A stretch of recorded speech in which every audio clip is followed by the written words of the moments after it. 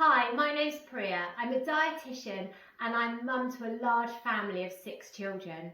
So I'm going to talk you through some of my tips and tricks for healthy family budget meals. In this video, we're going to be talking about vegetarian meals. Now, I'll be honest, I have a family of meat lovers, so convincing them to have vegetarian meals or more plant-based alternatives can sometimes be a challenge. But it's certainly not impossible, and let's face it, with the cost of living increasing, meat is one of those items that can be more expensive.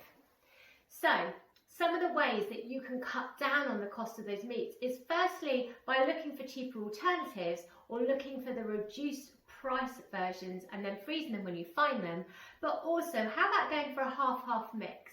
This is perfect in my family because they get that meat, but also they're getting more plant options as well. Some of the things that I might do is take a packet of mince, halve it, and then add in something like lentils to go with it too. That's going to cut down the amount of meat that we're using, and it's going to save us on that cost as well. If we're doing something like a chicken casserole, I might add in some beans or some pulses. Again, going for half meat, half beans. If we're doing something like a stir fry, then sometimes I top it with something like some nuts, or I might add sprinkles of seeds on the top. These go great in top of soups as well, or on a salad as well. If you're doing something with rice, for example, you can break some eggs in and turn it into an egg fried rice, which is going to be adding the protein you would normally get from the meat. Again, that can be a cheaper way of doing it. Or you can go for some meat-free alternatives, using something like a meat-free mince or using some tofu. They can take a little bit of getting used to, but I certainly find my family are very accepting of the meat-free mince. So there's some of the options that you could choose. Let's also not forget that by choosing to eat less meat and by eating more plants, it can be better for our overall health, and it can also be better for the environment and for sustainability as well. So I'd really encourage you to find some vegetarian options that your whole family likes, or try cutting down on the meat aspect. In order to help you, I'm going to be sharing a recipe that my whole family loves. So I'm going to be doing a cauliflower and broccoli cheese with pasta for you. Time to get on with that broccoli and cheese pasta. So I'm starting by making a classic white sauce. Just going to turn on my pan here.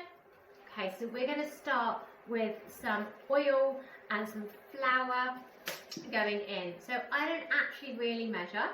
But we will put the measurements up on the recipe for you. So let's have a bit of a guess, shall we? I'm going to go in with 2 tablespoons of oil here, and then I'm going to add in my flour.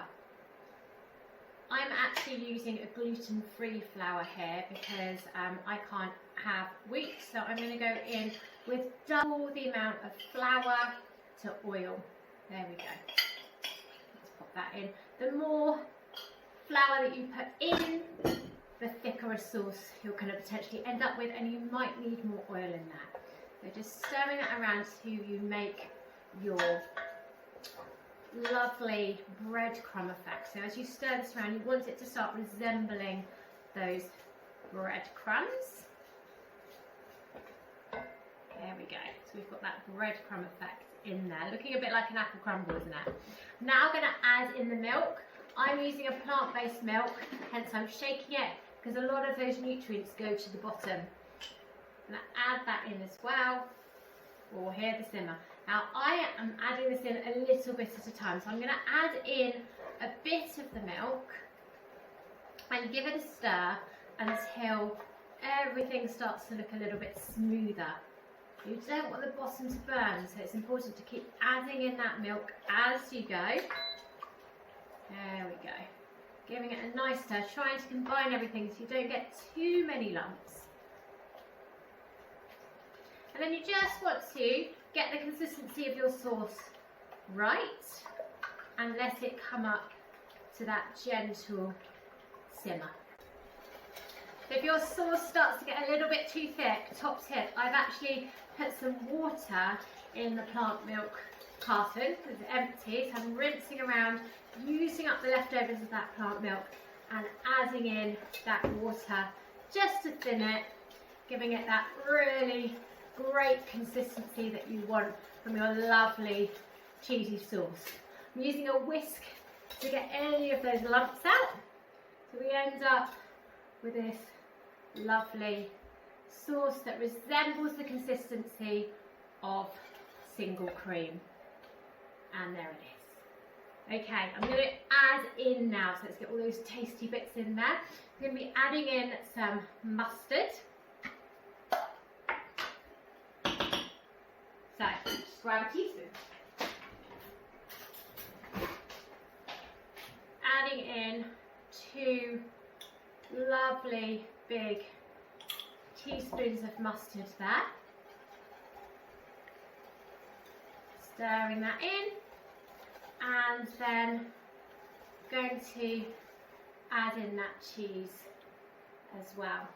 So we've got around 40 grams of cheese per person here. I'm going to reserve some of that to go on the top as well. And then stirring in the cheese. Oh yes, looking super cheesy and delicious, just how the children like it. So you just want to leave that on a very gentle simmer whilst you get those vegetables ready. Now it's time to cook the broccoli, the cauliflower and the pasta. Now you could be doing that at the same time as making your white sauce, which is going to save you time. Because I've got a multi-cooker, I'm actually going to cook it in that. So I've got my mix here of broccoli and I've got lovely cauliflower here. I've also put a lot of the stems and I've got some of the leaves in here as well, making the most of using as much of the vegetables as possible. And then I've got my pasta here, which I'm just using the basics range of pasta. Again, a top tip for saving money, you don't need to have that ultra expensive version of your pasta. So I'm going to be putting in my pasta and I'm going to put my veg all into the same implement and I'm going to cook it all at once, then mix it in with that sauce. So I have cooked the pasta and I've cooked the broccoli and cauliflower. You can do this separately. I just did it all together in the multi-cooker in one go. Now the job is to cook this in the sauce.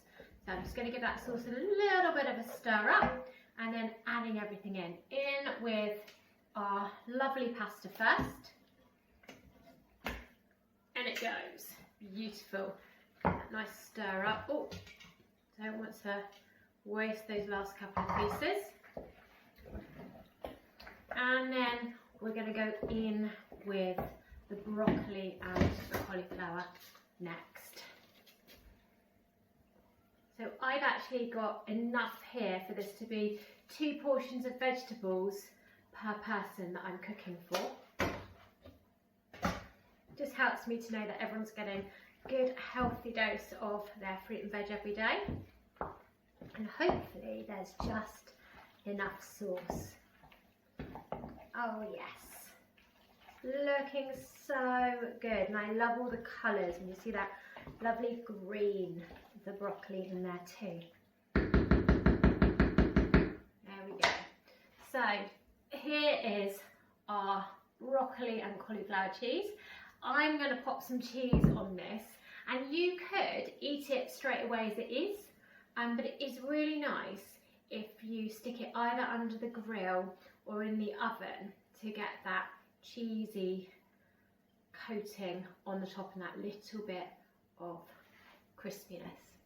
So this has been bubbling under the grill now, our delicious broccoli and cauliflower cheese pasta bake. Let's have a little look, shall we? Oh, can you hear that cheesiness? Oh,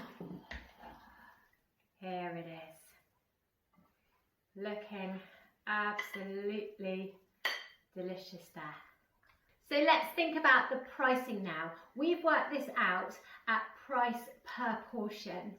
Looking at the Sainsbury's website, it came in at 62 pence per portion.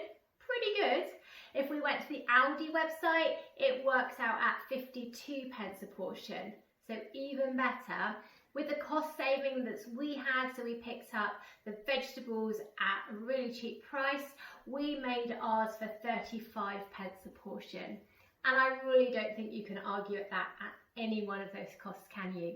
So I hope that you'll give the broccoli and cauliflower pasta bake a go. Thanks for watching.